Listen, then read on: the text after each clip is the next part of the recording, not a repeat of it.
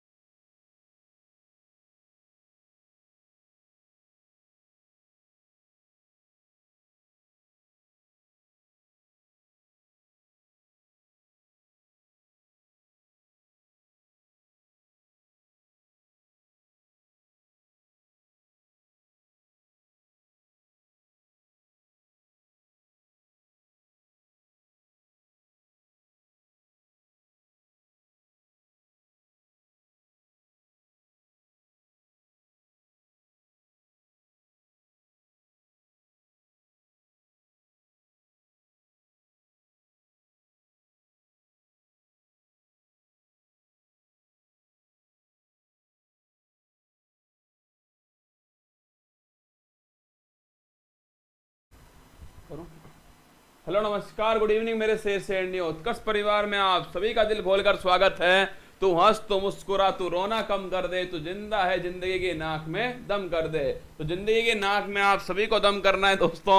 और अभी मैं दोस्तों अभी खेड़ली और जो कठूमर है वहां से आया हूं, और खेड़ली कठूमर ने जो प्यार दिया है ना, खतरनाक वाला प्यार दिया, उसके लिए दिल से आभार मेरी तरफ से, पूरे उत्कर्ष की तरफ से। और जो आपका प्यार था मैं उसे अपने दिल में रखूंगा हमेशा, और सच में आपका पूरी उत्कर्ष परिवार की तरफ से दोनों खेड़ली कठूमर का दिल से आभार। चलिए स्टार्ट करते हैं आज की क्लास को। थोड़ा थक गया हूं पर हारा नहीं हूं। क्या थोड़ा थक गया हूं पर हारा नहीं हूं, सुन ले मंजिल अभी मैं हारा नहीं हूं, मैं अंत तक लड़ाई लड़ूंगा।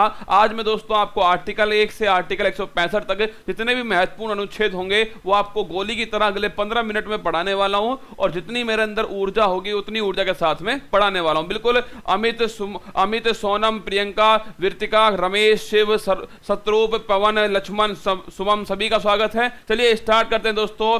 बुरे हालात हुए तो क्या हुआ, हम भी अपनी जिद पर अड़े। क्या बुरे हालात हुए तो क्या हुआ, हम भी अपनी जिद पर अड़े हैं। सपने बड़े हुए तो क्या हुआ, हम भी इसके पीछे हाथ धोकर पड़े। क्या सपने बड़े हुए तो क्या हुआ, हम भी इसके पीछे हाथ धोकर पड़े। कल हमने डिस्कस किया था, पर दोस्तों मेरी जिम्मेदारी है, मैं आपको गोली की तरह एक बार नोट कराऊंगा। देखिए भाग 1 में हमने पढ़ा आर्टिकल 1, याद करो आर्टिकल 1 में मैंने आपको लिखाया था कि भारत में 28 राज्य हैं और 8 दोस्तों क्या है यूटी है, और मैंने लिखा कि इंडिया और भारत इन दो शब्दों का उपयोग किया गया है। और दोस्तों इसमें कहा गया कि भारत जो है वो यूनियन ऑफ स्टेट है, ये राज्यों का संघ है। ये भी हमने पढ़ा था कि India that is Bharat shall be a union of state, ये आर्टिकल 1 के अंदर लिखा हुआ है। आर्टिकल 2 अगर पूछे भाग 2 दोस्तों, ये नागरिकता संबंधित भाग था और इसके अंदर आर्टिकल कौन कौन से 5 से 11 इसके अंदर आर्टिकल थे और ये 26 नवंबर 1949 को दोस्तों लागू हुआ था, आपको याद होना चाहिए। कोई शादी की वजह से लेट नहीं हुआ हूं, समझ लो आप दोस्तों, मैं बिल्कुल उनके बीच में से आकर के सीधे आपके सामने खड़ा हूं ना। ये मेरा दिमाग ऐसे ऐसे गोल गोल घूम रहा है, फिर भी मैं आपकी क्लास के लिए यहां पर केवल आपके लिए खड़ा हुआ हूं, बिल्कुल बिना कपड़े उतारे दोस्तों सामने हूं आपके। ठीक है, देखिए अनुच्छेद 14 की बात करूं दोस्तों, आप समय ध्यान रखिएगा। अनुच्छेद 14 अवसर की समानता दोस्तों किसके अंदर है? अवसर जो है ध्यान रखिएगा, आर्टिकल 14 के अंदर विधि का शासन लिखा हुआ है। एक दोस्तों आपके विधि के समान विधि का दोस्तों विधि का शासन इसके अंदर आर्टिकल 40 के अंदर ध्यान रखिएगा ना, आर्टिकल 14 विधि का शासन। और एक दोस्तों विधियों का समान संरक्षण और विधि के समक्ष समानता, ये भी इसी के अंदर है। आर्टिकल 17 अस्पृश्यता अनटचेबिलिटी, इसका दोस्तों अंत करना है, ये आर्टिकल 17 में। आर्टिकल 18 उपाधियों का अंत, क्या उपाधियों का अंत दोस्तों आर्टिकल 18। फिर देखिएगा आर्टिकल 1 में दोस्तों 28 राज्य 8 केंद्र शासित प्रदेश, इंडिया भारत और यूनियन ऑफ स्टेट। ठीक है, भाग 2 के अंदर नागरिकता 5 से 11। अनुच्छेद 11 में दोस्तों विधि का शासन, अनुच्छेद 11 में। अनुच्छेद 14 के अंदर ध्यान रखिएगा आपके दोस्तों रूल ऑफ लॉ। अनुच्छेद 17 में ध्यान रखिए अस्पृश्यता का अंत। अनुच्छेद 18 में दोस्तों उपाधियों का अंत। अनुच्छेद 19 है दोस्तों फ्रीडम का जो अधिकार है वो इसी के अंदर लिखा हुआ है। और इसमें भी 19(1)(a) थोड़ा ध्यान रखिएगा, विचार और अभिव्यक्ति की जो स्वतंत्रता है ये आर्टिकल 19(1)(a) के अंदर लिखी है, ये आपको थोड़ा ध्यान रखना है। बोलने का अधिकार 19(1)(a) के अंदर, चुप रहने का अधिकार भी दोस्तों इसी के अंदर निहित है। ठीक है, अगला देखिए दोस्तों अनुच्छेद 23 है। अरे हो गया, पर एक बार लिख लो ना, गोली की तरह लिख लो, बार बार याद करने से घिस नहीं जाओगे तुम, चुपचाप ना पढ़ लिया करो। ठीक है, अनुच्छेद 23 है। अगर पूछूं मैं आपसे दोस्तों कि मानव तस्करी, अगर पूछे अंगों की तस्करी पर रोक किसमें है, तो ध्यान रखिएगा आर्टिकल 23 के अंदर है। बेगार प्रथा दोस्तों, इस पर रोक किसमें है, तो ये भी ध्यान रखिएगा आर्टिकल 23 में। आर्टिकल 24 दोस्तों खतरनाक स्थानों पर बच्चों के काम करने पर रोक किसमें, आर्टिकल 24 के अंदर। आर्टिकल 25 है धार्मिक दोस्तों, अगर पूछे आपसे जो फ्रीडम है ये किसके अंदर दोस्तों, आर्टिकल 25 के अंदर। और इसमें भी लिखा हुआ है व्यक्तिगत धार्मिक स्वतंत्रता का जो अधिकार है वो इसी के अंदर लिखा हुआ है। मतलब व्यक्ति कोई भी धर्म अपनाए ये उसकी फ्रीडम है।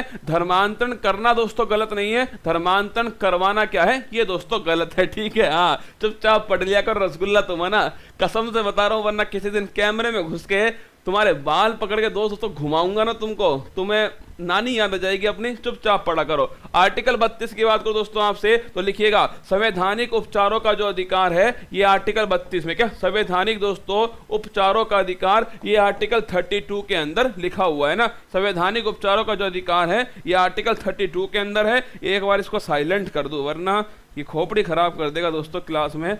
अगर पूछे आर्टिकल 232 तो ध्यान रखिएगा संवैधानिक उपचारों का अधिकार, सुप्रीम कोर्ट 5 प्रकार की रिट जारी कर सकती है। एक तो बंदी प्रत्यक्षीकरण दोस्तों, एक अधिकार परीक्षा, एक ध्यान रखिएगा इसके अलावा परमादेश, एक दोस्तों ध्यान रखिएगा इसके साथ में प्रतिषेध, और एक दोस्तों उत्प्रेषण। क्या उत्प्रेषण, ये 5 प्रकार की जो रिट है वो इसके द्वारा जारी की जाती है। आगे देखिएगा अनुच्छेद 37 डीपीएसपी जो है दोस्तों वो न्यायालय में परिवर्तनीय नहीं होंगे।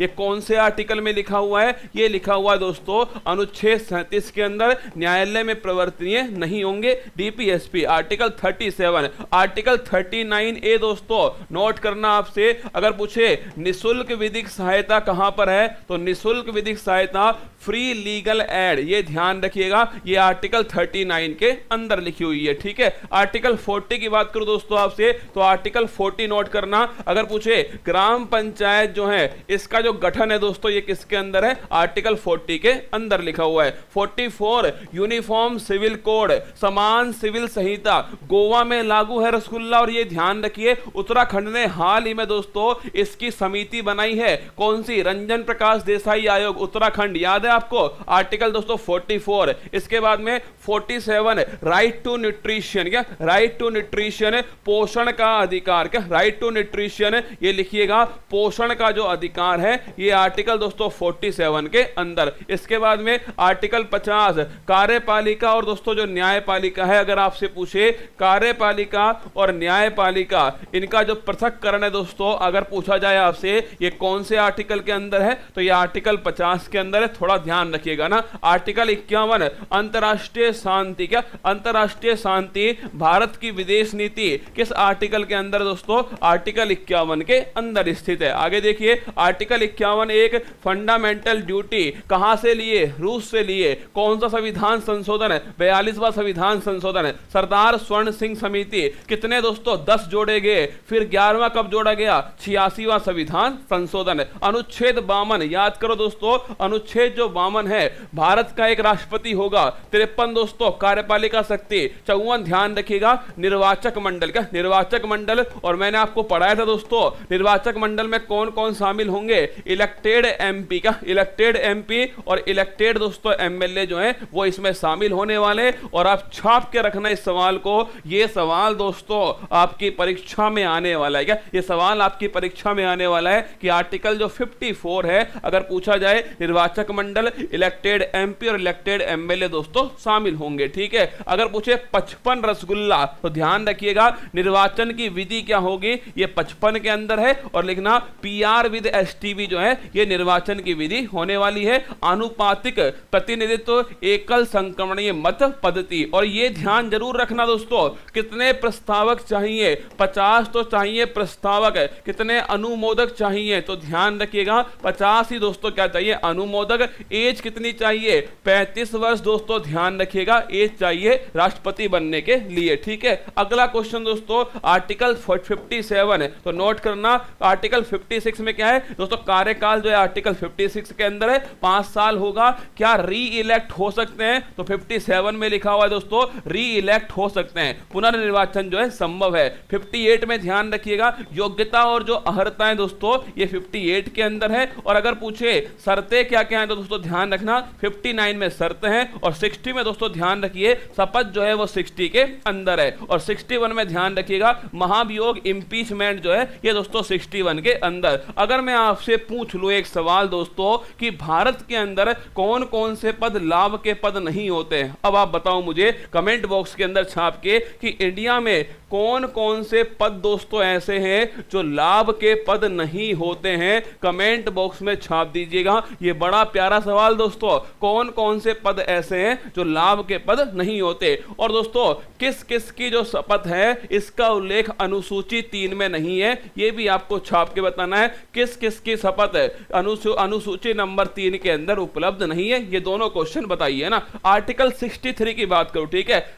सर जी पिज्जा बर्गर खा लो, खाएंगे पिज्जा बर्गर, ठीक है, पहले सिलेक्शन तो ले ले मेरी जान, फिर खाएंगे पिज्जा बर्गर, ठीक है। आर्टिकल 63 दोस्तों नोट करना, इसमें लिखा हुआ है कि भारत का क्या होगा, एक उपराष्ट्रपति होगा, ये भी आपको ध्यान रखना है, वाइस प्रेसिडेंट आर्टिकल 63 में। इसके बाद में आर्टिकल 72 क्षमादान की शक्ति, किसके क्षमादान की, ध्यान रखिएगा राष्ट्रपति के क्षमादान की है, आर्टिकल दोस्तों 72 के अंदर। इसके बाद में 76 अटॉर्नी जनरल महान्यायवादी, इसका उल्लेख कहां पर, आर्टिकल 76 में। याद करो दोस्तों भारत के पहले महान्यायवादी कौन थे, शीतलवाड़, कौन थे, शीतलवाड़ जो है ये भारत के दोस्तों पहले महान्यायवादी। अगर पूछे आपसे कि वर्तमान में कौन है तो लिखना वर्तमान में दोस्तों गिरीश चंद्र मुर्मू जो है ये वर्तमान में भारत के महान्यायवादी। सर्वाधिक कार्यकाल किसका, तो सर्वाधिक कार्यकाल भी ध्यान रखिएगा शीतलवाड़ का दोस्तों सर्वाधिक कार्यकाल है, ये भी थोड़ा आपको ध्यान रखना है। अटॉर्नी जनरल थोड़ा पूछ ले अगर पेपर में आपसे तो थोड़ा नोट कर लीजिए। अगर पूछे सभी नेताओं का पद, अरे रसगुल्ला एकदम गलत है, बिल्कुल गलत है, अरे डूब जाओ पानी देख के, नहीं है ना। लिखो मैं बताता हूं आपको 3 पद जो है दोस्तों, ये तीनों पद आपको थोड़ा ध्यान रखना। एक तो दोस्तों राष्ट्रपति का, राष्ट्रपति का पद, एक दोस्तों आपके उपराष्ट्रपति का पद ध्यान रखिएगा, उपराष्ट्रपति और राज्यपाल, ये तीनों पद ध्यान रखिएगा, ये दोस्तों आपके लाभ के पद में शामिल नहीं है। राष्ट्रपति, उपराष्ट्रपति और राज्यपाल, ये तीनों पद थोड़ा ध्यान रखिए। ये राज्य दोस्तों लाभ के पद में शामिल नहीं है और इन्हीं का उल्लेख ध्यान रखिएगा अनुसूची 3 के अंदर नहीं है, इन तीनों का उल्लेख। ठीक है, आगे बढ़िए। अगला क्वेश्चन है 63 हो गया, 72, 76 अटॉर्नी जनरल किसके प्रसाद पर्यंत दोस्तों? राष्ट्रपति। किसके? राष्ट्रपति के प्रसाद पर्यंत। याद करो मैंने आपको पढ़ाया था कि भारत का सबसे बड़ा वकील जॉइंट सिटिंग में भाग ले सकता है या नहीं ले सकता, कमेंट बॉक्स में छापिए। मतदान में भाग ले सकता है या नहीं ले सकता, यह भी आपको छापकर बताना है। 79 संसद का उल्लेख किसमें? 79 में संसद में कौन कौन शामिल? लोकसभा, राज्यसभा और राष्ट्रपति तीनों शामिल हैं, ध्यान रखिए। 79 80 में दोस्तों राज्यसभा का उल्लेख किसके अंदर? 80 के अंदर, यह ध्यान रखिएगा। और अगर पूछे आपसे लोकसभा का उल्लेख किसके अंदर है? 81 के अंदर, यह भी आपको छाप के रखना है। आर्टिकल 108 अगर पूछे जॉइंट सिटिंग दोस्तों ये कहां पर उल्लेख है, तो ये 1108 के अंदर है। मैंने आपसे पूछा क्या जॉइंट सिटिंग में अटॉर्नी जनरल भाग लेगा? ले सकता है, लेकिन क्या दोस्तों वोटिंग करेगा? वोटिंग नहीं कर सकता। ठीक है, आगे संयुक्त बैठक जो है दोस्तों कौन बुलाता है? राष्ट्रपति बुलाता है। कौन इसका हेड होता है? लोकसभा का स्पीकर जो है वो इसका हेड होता है। अगला क्वेश्चन आपसे पूछे कि जॉइंट सिटिंग अब तक कितनी बार हो चुकी है? 3 बार हो चुकी है। जॉइंट सिटिंग की दोस्तों बात करूं मैं आपसे तो ध्यान रखिएगा इसमें किसका पलड़ा भारी रहता है? लोकसभा का दोस्तों पलड़ा जो है वो इसमें भारी रहता है। अगर मैं पूछूं आपसे किस किस में होती है, तो साधारण विधेयक में ध्यान रखिएगा जॉइंट सिटिंग दोस्तों हो सकती है। क्या धन विधेयक में जॉइंट सिटिंग होगी? कमेंट बॉक्स में छाप के बताइए, क्या धन विधेयक में जॉइंट सिटिंग होती है? तो ध्यान रखिए नहीं होती। क्या दोस्तों बजट में जॉइंट सिटिंग होगी? नहीं होगी। अगर पूछे आपसे क्या संविधान संशोधन विधेयक में जॉइंट सिटिंग होगी, तो भी ध्यान रखिएगा ये भी दोस्तों नहीं होने वाली है। तो अगर आपसे पूछे जॉइंट सिटिंग के बारे में सारी बातें आपको पता होनी चाहिए। ठीक है, आर्टिकल 108 1110 दोस्तों लिखिएगा। धन विधेयक दोस्तों ये कौन से अनुच्छेद के अंदर है? मनी बिल का जो उल्लेख है ये ध्यान रखिए, ये आपके आर्टिकल 1110 में है। और दोस्तों नोट करना मनी बिल है या नहीं ये कंफर्म कौन करेगा? तो ये कंफर्म करने का काम होगा लोकसभा के स्पीकर। नोट कर लेना, अगर पूछ ले आपसे कि कोई विधेयक धन विधेयक है या नहीं ये कौन कंफर्म करेगा, तो ध्यान रखिए लोकसभा का स्पीकर जो है इसे दोस्तों कंफर्म करने वाला है। आर्टिकल दोस्तों 1110 112 लिखिए।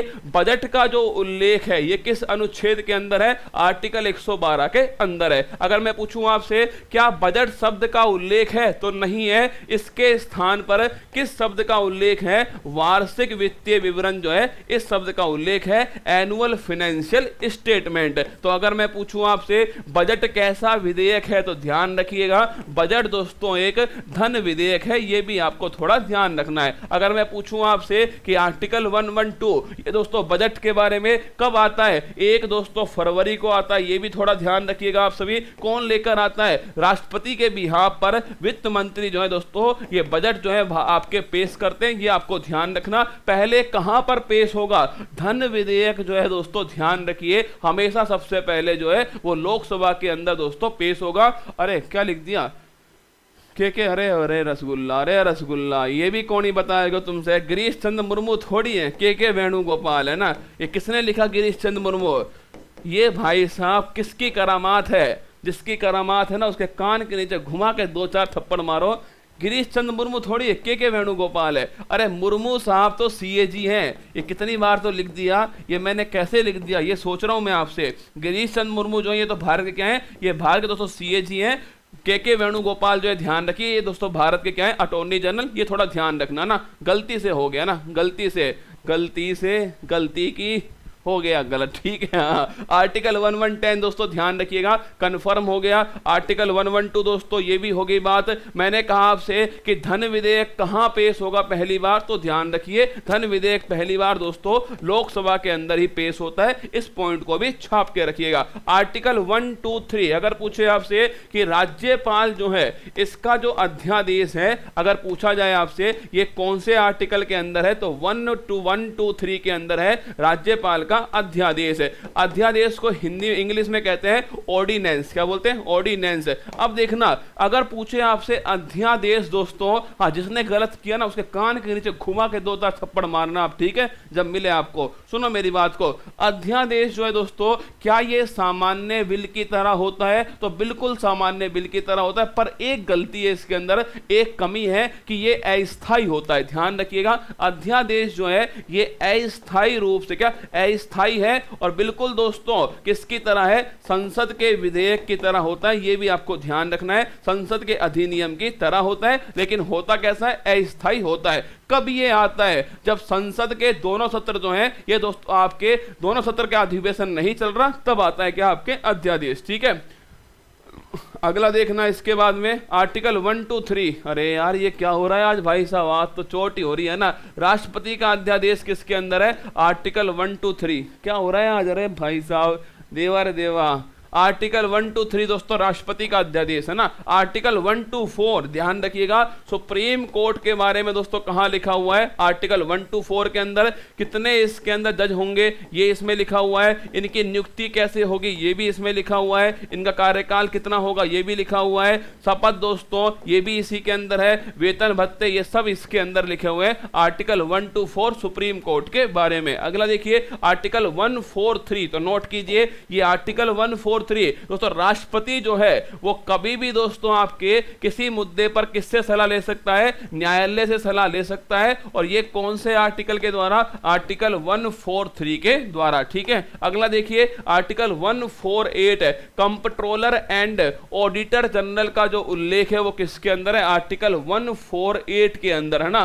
भाई साहब आज तो मैं फिर बता रहा हूं तुम्हें, मैम की याद क्यों नहीं आ रही? ठीक है, हाँ मैम की याद नहीं आ रही है, पर आज खोपड़ी में कोई वायरस घुस गया ना, पक्का वायरस घुस गया दोस्तों खोपड़ी के अंदर।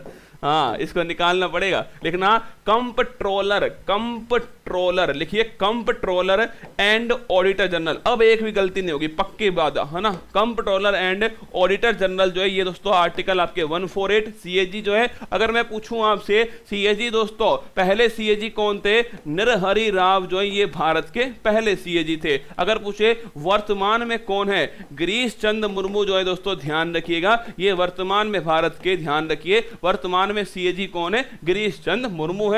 और पहले दोस्तों ध्यान रखिए नरहरि राव। आर्टिकल 148 सीएजी के बारे में कितना कार्यकाल होता है? 6 या 65 वर्ष की आयु, जो भी कार्यकाल है ना। इसकी नियुक्ति कौन करेगा? राष्ट्रपति दोस्तों इसका अपॉइंटमेंट करता है, ऑडिटिंग करने का इसका काम है। एक होता है सीजीए, ये दोनों पद अलग अलग है रसगुल्ला। सीएजी का तो उल्लेख संविधान के अंदर है, लेकिन सीजीए का उल्लेख संविधान के अंदर नहीं है। इसका मतलब है कंट्रोलर जनरल ऑफ अकाउंट है। और ये वर्तमान में ध्यान रखिएगा सोनाली सिंह जो है ये भारत के दोस्तों कंट्रोलर जनरल ऑफ अकाउंट है, थोड़ा ध्यान रखिए, ठीक है। आगे देखिए आर्टिकल 153 लिखिए, राज्यपाल।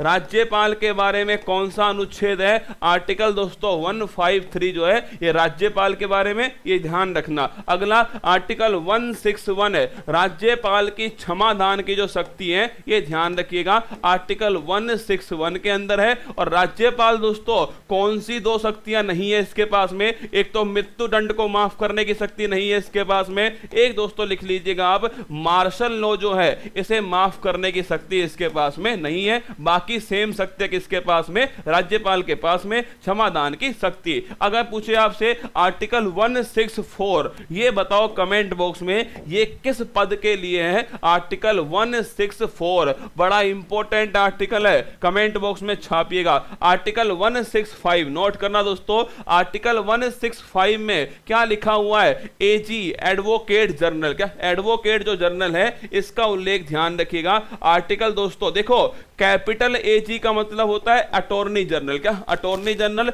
ये केंद्र में होता है। इसका आर्टिकल 70 दोस्तों आपके 76 है। और अगर पूछे स्मॉल एजी का मतलब दोस्तों अटॉर्नी जनरल, क्या अटॉर्नी जनरल जो है स्मॉल एजी है। एडवोकेट दोस्तों ध्यान रखिएगा एडवोकेट जनरल कौन सा है? स्मॉल एजी। अगर पूछे आपसे राज्य का सबसे बड़ा वकील कौन है, तो लिखिए राज्य का सबसे बड़ा वकील जो है वो होता है दोस्तों आपके एडवोकेट जनरल। कौन सा? स्मॉल एजी। किस आर्टिकल में? 165। जब दोस्तों एडवोकेट जनरल जो है ये राष्ट्रपति के प्रति प्रसाद पर्यंत है, तो ये वाला किसके प्रति होगा? तो ये वाला राज्यपाल के प्रति होगा। ये भी आपको ध्यान रखना है। आर्टिकल कौन सा? 165। अटॉर्नी जनरल किसमें दोस्तों? आर्टिकल 76 में। और एडवोकेट जनरल किसके अंदर? आर्टिकल 165 के अंदर है। ये राज्य का सबसे बड़ा वकील है और वो केंद्र का सबसे बड़ा वकील है, ये आपको ध्यान रखना। 164 जो है, ये 164 दोस्तों ध्यान रखिए, मुख्यमंत्री। किसके बारे में? मुख्यमंत्री के बारे में अगर आपसे पूछे ये कौन सा आर्टिकल है? 164 जो है ये मुख्यमंत्री के बारे में लिखा हुआ है। ये भी थोड़ा आप सभी ध्यान रखिएगा। एक दोस्तों आप सभी के प्यार से अपनी जो क्लास है सुबह वाली क्लास, वो नंबर 4 पर ट्रेंडिंग में, इसके लिए आप सभी का ढेर सारा आभार है और आप सभी को मेरी तरफ से शुभकामनाएं कि नंबर 4 पे ट्रेंडिंग चल रही है सुबह वाली जो क्लास है ना। अब आप एक बार एक काम कीजिए, मेरे साथ में एक बार, भागना मत दोस्तों, कसम है तुम्हें, ध्यान रखना, सोना बाबू की कसम है, कोई नहीं भागेगा। मेरे साथ में एक बार दोस्तों कुछ लाइनें आप मेरे साथ में बोलोगे, फिर हम विदा लेने वाले हैं। तो सुनिए मेरी बात को। अगर पूछे आर्टिकल 1 में क्या है? राज्य और यूटी। भागना मत, कसम है तुम्हें, भागना मत, चुपचाप बैठना। आर्टिकल 1 में क्या है? राज्य और यूटी है गुरुजी, ठीक है। आर्टिकल 5 से 11 दोस्तों भाग 2 में नागरिकता है। आर्टिकल 14 के अंदर दोस्तों आपके विधि का शासन है या फिर विधि के समक्ष समानता है। आर्टिकल 16 में क्या है दोस्तों? आरक्षण। आर्टिकल 16 के अंदर। आर्टिकल 17 में क्या है भाई साहब? इसमें ध्यान रखिए दोस्तों, आपके 17 में अस्पृश्यता का अंत है, 18 में दोस्तों उपाधियों का अंत है ना। अगले पूछा आर्टिकल 19(1)(a) में क्या है? विचार और अभिव्यक्ति की जो स्वतंत्रता है, आर्टिकल 19(1)(a) के अंदर, ठीक है। आर्टिकल दोस्तों 19(1)(a) के बाद में 23 में क्या है? मानव तस्करी को रोकना, दोस्तों बेगार प्रथा को रोकना, यह आर्टिकल 23 में। 24 में क्या है दोस्तों? ये आपके ध्यान रखिए, बच्चों के प्रति दोस्तों आपके खतरनाक स्थानों पर काम नहीं करवाया जाए, ये 24 के अंदर। 25 में व्यक्तिगत धार्मिक स्वतंत्रता का अधिकार जो है 25 के अंदर है। 27 में ध्यान रखिए, धर्म के आधार पर कोई टैक्स नहीं लिया जाएगा, ये 27 के अंदर लिखा हुआ है। 32 में दोस्तों पूछ ले आपसे, तो संवैधानिक उपचारों का जो अधिकार है ये 32 के अंदर दोस्तों आपके 5 प्रकार की रिट है: बंदी प्रत्यक्षीकरण, परमादेश, अधिकार परीक्षा, उत्प्रेषण और प्रतिषेध। इसके बाद में अगर आपसे पूछे 37 में क्या लिखा हुआ है, तो ध्यान रखिए डीपीएसपी न्यायालय में प्रवर्तनीय नहीं होंगे, ये 37 में लिखा हुआ है। इसके बाद में दोस्तों आर्टिकल 40 में ग्राम पंचायत का गठन है। आर्टिकल 44 में यूनिफॉर्म सिविल कोड है। 39A में दोस्तों फ्री लीगल एड है। 47 में ध्यान रखिएगा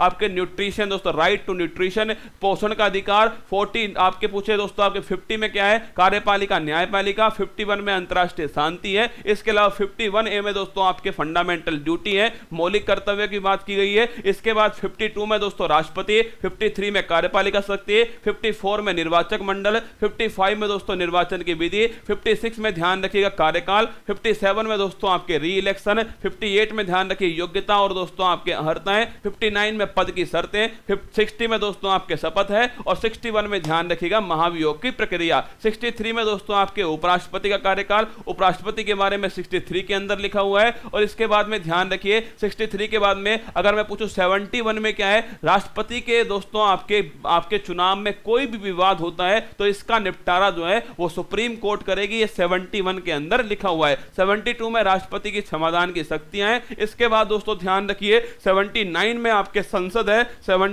80 के अंदर दोस्तों आपके राज्यसभा है, 81 में आपके लोकसभा है। इसके बाद ध्यान रखिएगा 81 के बाद दोस्तों अगर आपसे पूछे कि 108 में क्या है, तो 108 में दोस्तों आपके ध्यान रखना है, अब 108 के अंदर जो है वो लिखा हुआ है ज्वाइंट सिटिंग के बारे में। 1110 के बारे में दोस्तों लिखा हुआ है किसके बारे में? आपके धन विधेयक के बारे में। इसके बाद 112 के अंदर दोस्तों बजट वार्षिक वित्तीय विवरण के बारे में लिखा हुआ है। इसके साथ 124 के अंदर दोस्तों आपके सुप्रीम कोर्ट है। 143 के अंदर अगर आपसे पूछे तो राष्ट्रपति जो है वो न्यायपालिका को दोस्तों आपके सुझाव दे सकता है, सुझाव मांग सकता है।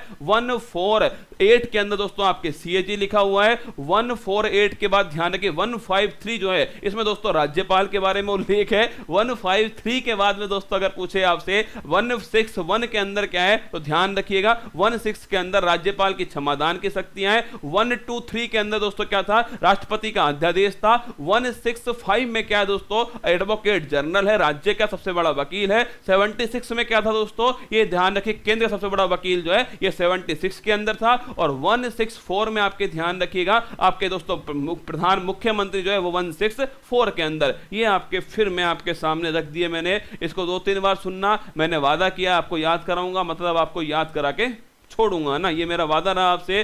कल दोस्तों मैं आपसे मिलता हूं, संविधान में उप मुख्यमंत्री का उल्लेख कहीं पर भी नहीं है, ठीक है। तो कल मैं फिर मिलूंगा आपसे सुबह 6 बजे यहीं इसी मंच के ऊपर। धीरे धीरे सारी बातें आपको याद कराऊंगा, चिंता मत कीजिए। आप खूब मेहनत कीजिए, खूब पढ़िएगा। आज मेरी बिल्कुल भी हिम्मत नहीं थी, फिर भी मैं आपके सामने लगभग आधे घंटे खड़ा रहा था और उसी जुनून के साथ में, पागलपन के साथ में। तो खेड़ली कठूमर वालों का फिर से प्यार, एक बार फिर से आभार, और आप सभी का भी आभार। जो आपकी क्लास है वो खुद ट्रेंडिंग में चल रही है नंबर 4 के अंदर। खूब मेहनत कीजिए। फिर मिलूंगा आपसे कल सुबह 6 बजे इसी मंच पर, यहीं आपके बीच में पूरी शिद्दत के साथ में। ऑल द बेस्ट मेरी तरफ से। Thank you. जय हिंद।